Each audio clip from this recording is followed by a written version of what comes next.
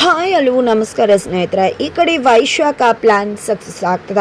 ಹಾಗಿದ್ರೆ ಶ್ರುತಿ ಬದುಕಲ್ಲಿ ಆಟ ಆಡ್ತಿರೋ ವೈಶಾಖ ನಿಜವಾಗ್ಲೂ ಕೂಡ ಶ್ರುತಿ ಬದುಕನ್ನೇ ಅಲ್ಲೂಲ ಕಲ್ಲೂಲ ಮಾಡಿಬಿಡ್ತಾರ.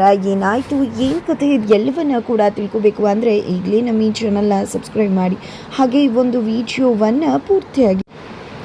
ಇಲ್ಲಿ ಪ್ರಭಾಕರ ಅವರ ಮಗನ ಜೊತೆ ಮದುವೆ ಮಾಡಬೇಕು ಅನ್ನೋ ಪ್ರಸ್ತಾಪ ಬರುತ್ತೆ. ಅದೇ ಒಂದು ವಿಷಯವನ್ನು ಇಲ್ಲಿ ಚಾರು ನಾರಾಯಣಾಚಾರ್ ಜೊತೆ ಪ್ರಸ್ತಾಪಿಸ್ತಿದ್ದಾಳೆ. ಬಿಕಾಸ್ ನಾರಾಯಣಾಚಾರ್ಗಳಿಗೆ ಆ ಪ್ರಭಾಕರ್ ಶಾಸ್ತ್ರಿಗಳ ಬಗ್ಗೆ ಸ್ವಲ್ಪ ಕೋಪ ಇದೆ.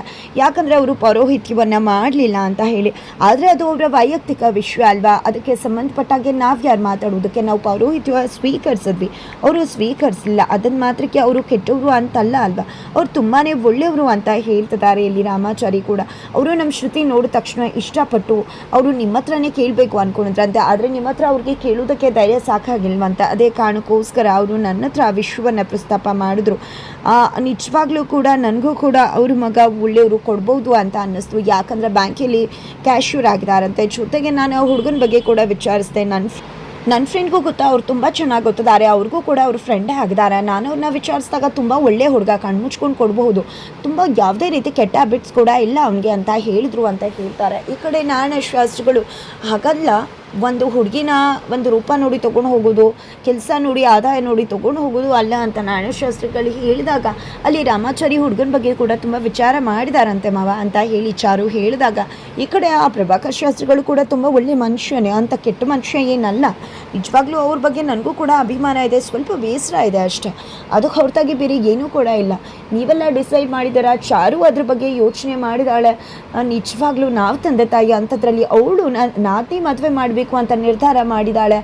ಅವು ಹುಡುಗಂಗೆ ಕೊಡಬೇಕು ಅಂತ ಹೇಳ್ತಿದ್ದಾಳೆ ಅಂದರೆ ಖಂಡಿತ ಚಾರು ಮಾತಿನ ಮೇಲೆ ನನ್ನ ನಂಬಿಕೆ ಇದೆ. ಖಂಡಿತ ಹುಡುಗ ಒಳ್ಳೆಯವನಾಗಿರ್ತಾನೆ, ಖಂಡಿತ ಈ ಮದುವೆಗೆ ನನ್ನ ಒಪ್ಪಿಗೆ ಇದೆ ಅಂತ ಹೇಳ್ತಾರೆ. ಇದರಿಂದ ಫುಲ್ ಖುಷಿ ಆಗಿಬಿಡುತ್ತೆ ಎಲ್ರಿಗೂ ಕೂಡ. ಆ ಕಡೆ ರುಕ್ಕು ಅಂತೂ ಹೋಗಿದೆ, ಏನಕ್ಕ ಮಾಡ್ತಿದ್ಯಾ ನೀನು, ಅಲ್ಲಿ ಎಲ್ಲರೂ ಕೂಡ ಮದುವೆ ಮಾತುಕತೆ ಮಾಡ್ತಿದ್ದಾರೆ, ನೀನಿಲ್ಲಿ ನೋಡಿದ್ರೆ ಹಾಗೆ ಮಾಡ್ತೀನಿ ಹೀಗೆ ಮಾಡ್ತೀನಿ ಅಂತ ಹೇಳ್ತಿದ್ಯಾ. ಅಲ್ಲಿ ನೋಡಿದ್ರೆ ಎಲ್ಲರೂ ಕೂಡ ಮದುವೆ ನಿಶ್ಚಯನೇ ಮಾಡ್ಕೊಂಬಿಟ್ರು. ಏನು ಮಾಡ್ಕೋತೀಯ ನೀನು ಅಂತ ಹೇಳ್ತಿದ್ರೆ ಏನು ಮಾಡ್ತೀನಿ ಅಂದರೆ, ಒಂದು ನೋಡ್ಕೋ ರುಕೋ, ಮದುವೆ ಏನು ಇವ್ರು ನಿಶ್ಚಯ ಮಾಡ್ತಿದ್ದಾರೆ, ಆದರೆ ಅಲ್ಲಿ ಅವಳು ಮದುವೆ ಆಗೋಕ್ಕೆ ರೆಡಿ ಆಗಿರ್ತಾಳೆ. ಆಲ್ರೆಡಿ ಇನ್ನೊಬ್ಬನಿಗೆ ಮನಸ್ಸು ಕೊಟ್ಟಿರೋ ಅವಳು ಮದುವೆ ಹೇಗೆ ಆಗ್ತಾಳೆ, ಖಂಡಿತ ಅದು ಸಾಧ್ಯನೇ ಇಲ್ಲ. ಏನಾಗಬೇಕು ಅದಾಗೆ ಆಗತ್ತೆ. ಕಿಡಿ ಹಚ್ಚಿದ್ದಾಗಿದೆ, ಇನ್ನು ಹತ್ಕೊಂಡು ಉರಿಯೋದಷ್ಟೇ ಬಾಕಿ, ಅದನ್ನು ನೋಡಿ ಚಳಿ ಕಾಯಿಸ್ಕೋಬೇಕಷ್ಟೇ ನಾವು ಅಂತ ಹೇಳಿ ವೈಶಾಖ ಹೇಳ್ತಾಳೆ. ಹೌದಾ ಅಕ್ಕ, ಆಗಿದ್ರೆ ಇದೆಲ್ಲ ನೀನೇ ಮಾಡ್ತಿರೋದಲ್ವ, ಹಾಗಿದ್ರೆ ಕನ್ಫರ್ಮ್ ಬಿಡು, ಸೂಪರ್ವಾಗಿ ಆಗುತ್ತೆ ಅಂತ ರುಕ್ಕು ಅನ್ಕೋತಿದ್ದಾಳೆ. ನಂತರ ಹೆಣ್ಣು ನೋಡೋ ಶಾಸ್ತ್ರಕ್ಕೆ ದಿನ ಗೊತ್ತಾಗೇ ಹೋಗ್ಬಿಡುತ್ತೆ. ಹೆಣ್ಣು ನೋಡೋ ಶಾಸ್ತ್ರಕ್ಕೆ ಎಲ್ಲ ರೀತಿ ತಯಾರಿ ಮಾಡ್ಕೋತಿದ್ದಾನೆ. ಮನೆಯಲ್ಲಿ ಸಂಭ್ರಮದ ವಾತಾವರಣ. ಆ ಕಡೆ ಅಡುಗೆ ಮಾಡೋದ್ರ ಜೊತೆಗೆ ಶ್ರುತಿಯನ್ನು ಕೂಡ ನಾನೇ ರೆಡಿ ಮಾಡ್ತೀನಿ ಅಂತ ಚಾರು ಹೇಳಿದ್ರೆ, ಈ ಕಡೆ ಜಾನಕಿ ಅಮ್ಮ ಬಂದಿದ್ದೆ, ಬೇಡ ನಾನೇ ಹೋಗಿ ರೆಡಿ ಮಾಡ್ತೀನಿ ಅಂತಾರೆ. ಬಿಕಾಸ್ ಆಕೆ ಪ್ರೀತಿ ಮಾಡ್ತಿದ್ದಾಳೆ, ಏನಾದರೂ ಹೇಳಿಬಿಟ್ರೆ ಗೊತ್ತಾಗ್ಬಿಟ್ರೆ ಅನ್ನೋದು ಜಾನಕಿ ಅಮ್ಮನ ಭಯ ಆಗಿದೆ. ಅದೇ ಕಾರಣಕ್ಕೋಸ್ಕರನೇ ಇಲ್ಲಿ ಆ ರೀತಿ ಮಾತನಾಡ್ತಿರೋದು. ನಂತರ ಇಲ್ಲಿ ಜಾನಕಿ ಅವರು ರೂಮಿಗೆ ಹೋಗ್ತಾರೆ, ಶ್ರುತಿನ ರೆಡಿ ಆಗುವಂತ ಹೇಳ್ತಿದ್ದಾರೆ. ಆ ಕಡೆ ಶ್ರುತಿ ಅಂತೂ ಕಣ್ಣೀರು ಹಾಕ್ತಿರ್ತಾಳೆ. ಅಷ್ಟರಲ್ಲಿ ಇಲ್ಲಿ ಚಾರು ಕೂಡ ಬರ್ತಾಳೆ. ಏನು ನಮ್ಮ ಶ್ರುತಿ, ಏನು ಮದುವೆ ಆಗಬೇಕಾಗಿದೆ, ಏನು ಬೇಜಾರು ಮಾಡ್ಕೊಂಡಿದ್ಯಾ, ಇಲ್ಲಿಂದ ನಮ್ಮಿಂದ ಬಿಟ್ಟು ಹೋಗಬೇಕು ಅಂತ. ಹುಡುಗ ಅಂತೂ ಸಖತ್ತಾಗಿದ್ದಾನೆ, ನೀನೇನು ಯೋಚನೆ ಮಾಡಿಬಿಡ, ಸೂಪರ್ ಆಗಿದ್ದಾನೆ ಹುಡುಗ ಅಂತೂ, ನೀನಂತೂ ತುಂಬ ಚೆನ್ನಾಗಿರ್ತೀಯ ಶ್ರುತಿ ಅಂತ ಹೇಳ್ತಿದ್ರೆ ಇಲ್ಲಿ ಶ್ರುತಿ ಕಣ್ಣೀರು ಹಾಕ್ತಿರ್ತಾಳೆ. ಅದನ್ನು ನೋಡಿ ಚಾರುಗೆ ಯಾಕೆ ಏನು ಅಂದಾಗ, ಯಾಕೂ ಇಲ್ಲಮ್ಮ, ನಮ್ಮನ್ನೆಲ್ಲ ಬಿಟ್ಟು ಹೋಗಬೇಕು ಅಂತ ಅನ್ಕೋತಿದ್ದಾಳಲ್ವ, ಅದಕ್ಕೋಸ್ಕರ ಕಣ್ಣೀರು ಹಾಕ್ತಿದ್ದಾಳೆ ಅಷ್ಟೇ ಅಂತ ಹೇಳ್ತಾರೆ. ನಾನು ರೆಡಿ ಮಾಡ್ತೀನಿ, ನೀನು ಹೋಗು ಅಂತ ಕಳಿಸ್ಬಿಡ್ತಾರೆ. ನಂತರ ಜಾನಕಿ ಅಮ್ಮ ಶ್ರುತಿಗೆ, ನೋಡು ಶ್ರುತಿ, ನೀನು ಯಾವುದೇ ಕಾರಣಕ್ಕೂ ಕೂಡ ಈ ಮದುವೆಗೆ ಒಪ್ಕೊಳ್ಳೋದಿಲ್ಲ ಅಂತ ಹೇಳಬಾರ್ದು.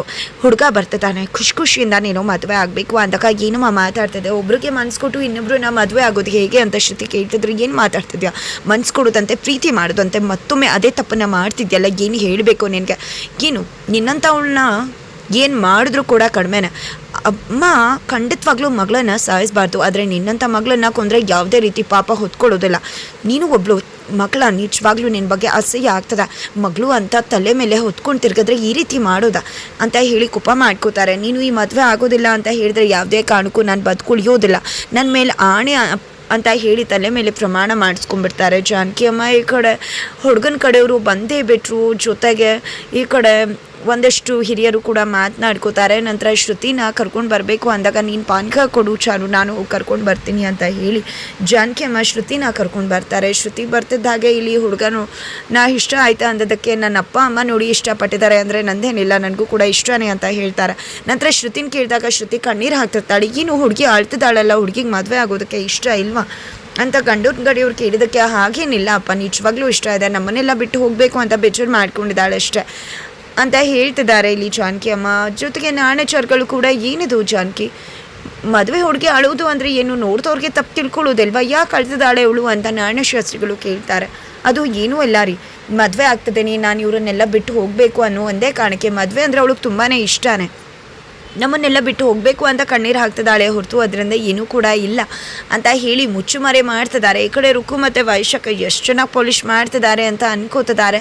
ಅದರ ನಡುವೆ ಈ ಕಡೆ ಅವಳು ಎದ್ದು ಹೋಗೇ ಬಿಡ್ತಾಳೆ. ಏನಿದು, ಯಾಕೆ ಆ ರೀತಿ ಎದ್ದು ಹೋಗಿಬಿಟ್ಲು ಅಂದಕ ಹಾಗೇನಿಲ್ಲ, ತುಂಬ ನೋವು ಆಯಿತು ಅನಿಸತ್ತೆ, ನಾನು ಹೇಳಿದ ಮಾತಲ್ವಾ, ಅವಳಿಗೂ ಇಷ್ಟ ಇಲ್ಲ ಅಲ್ವಾ ನಮ್ಮನ್ನು ಬಿಟ್ಟು ಹೋಗೋದಕ್ಕೆ, ಅದಕ್ಕೆ ಹೋದ್ಲು ಅನ್ಸುತ್ತೆ ಅಷ್ಟೇ, ಕರ್ಕೊಂಡು ಬರ್ತೀನಿ ನಾನು ಅಂತ ಹೇಳ್ತಾರೆ. ಈ ಕಡೆ ನಾನು ಹೋಗ್ತೀನಮ್ಮ ಅಂತ ಚಾರು ಹೇಳಿದಕ್ಕೆ ಬೇಡ ಚಾರು, ನಾನೇ ಹೋಗಿ ಕರ್ಕೊಂಡು ಬರ್ತೀನಿ ಅಂತ ಹೇಳಿ ಇಲ್ಲಿ ಜಾನಕಿ ಅಮ್ಮನೇ ಹೊರಗಡೆ ಹೋಗ್ತಾರೆ. ಹೋಗ್ತಿದ್ದಾಗೆ ಶ್ರುತಿ ಅಂತ ಹುಡುಕ್ತಿದ್ದಾರೆ. ಶ್ರುತಿ ಹೊರಗಡೆ ಹೋಗಿದ್ದ ವಾಮಿಟ್ ಮಾಡ್ತಿದ್ದಾಳೆ. ವಾಮಿಟ್ ಮಾಡ್ತಿದ್ದಾಗೆ ಇಲ್ಲಿ ಆಗತ್ತೆ, ಏನು ಮಾಡ್ತಿದ್ಯಾ ನೀನು, ಯಾಕೆ ವಾಮಿಟ್ ಮಾಡ್ತಿದ್ಯಾ ಅಂತ ಕೇಳ್ತಿದ್ದಾರೆ. ಜೊತೆಗೆ ಈ ಕಡೆ ಜಾನಕಿ ಅಮ್ಮಂಗೆ ಒಂದಷ್ಟು ವೈದ್ಯಕೀಯ ವಿಷಯಗಳು ಕೂಡ ಗೊತ್ತಿದೆ, ಆಯುರ್ವೇದಿಕ್ ಆಗಿ ನಾಟಿ ವೈದ್ಯವಾಗಿ. ಅದೇ ವಿಷಯವಾಗಿ ಇಲ್ಲಿ ಆಕೆ ಕೈ ಹಿಡ್ಕೋತಾರೆ. ನರನ ನೋಡಿದ್ದೆ ತಿಳ್ಕೊತಾರಲ್ವ, ಅದೇ ರೀತಿ ಈ ಕಡೆ ಶ್ರುತಿ ಪ್ರೆಗ್ನೆಂಟ್ ಆಗಿರಬಹುದು ಅನ್ನೋದು ಅವ್ರಿಗೆ ನರನ ನಾಡಿ ಮಿಡಿತದಿಂದ ಗೊತ್ತಾಗೇ ಬಿಡುತ್ತೆ. ಈ ಕಡೆ ಏನು ಈ ರೀತಿ ಆಗೋದು ಬಸ್ರಿ ಆದಾಗಷ್ಟೇ ಅಲ್ವಾ, ಹಾಗಿದ್ರೆ ನೀನು ವಾಂತಿ ಮಾಡ್ತಿರೋದು ಯಾತಕ್ಕೆ ಅಂತ ಕೇಳ್ತಿದ್ದಾರೆ. ಹಾಗಿದ್ರೆ ನೀನು ಬಸ್ರಿನ ಪ್ರೆಗ್ನೆಂಟ್ ಆಗಿದೆಯಾ,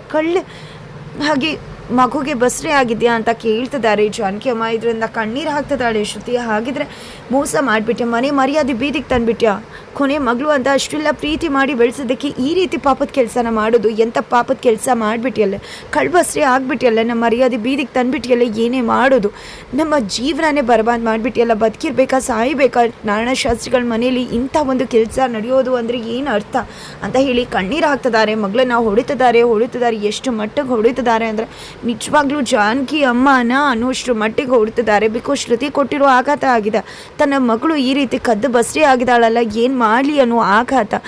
ಆ ಕಡೆ ಒಳಗಡೆ ಹೆಣ್ಣೋಡೋಕೆ ಬಂದಿದ್ದಾರೆ. ಈ ಕಡೆ ಜಾನಕಿ ಅಮ್ಮನ ಏನು ನಿರ್ಧಾರ ತಗೋಬೇಕು, ಕುಸ್ತು ಹೋಗಿದ್ದಾರೆ. ಪಾಪಿ, ನಮ್ಮ ಬದುಕು ನಮ್ಮ ಮರ್ಯಾದೆನೇ ಬೀದಿ ಪಾಲ್ ಮಾಡಿಬಿಟ್ಟಲ್ಲ ಅಂತ.